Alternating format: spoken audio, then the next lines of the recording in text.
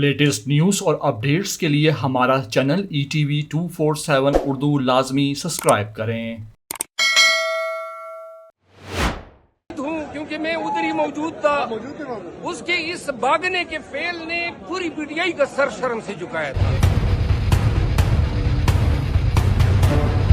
فواد چودھری ہاتھی بھگوڑا ہے، میں سامنے کھڑا تھا جب یہ بھاگا، اس نے پارٹی کا ستیہ ناش کر دیا، اس کی واپسی کا کوئی امکان نہیں ہے۔ شیر افضل مروت نے فواد چودھری کو آڑے ہاتھوں لے لیا اور تن کے رکھ دی، کیا کیا باتیں سنائیں اور کیا کیا الفاظ سے پکارا فواد چودھری کو، آپ کو اس پوری ویڈیو میں دکھائیں گے، لیکن وہی بات کہ آپ ہمارا چینل لازمی سبسکرائب کریں۔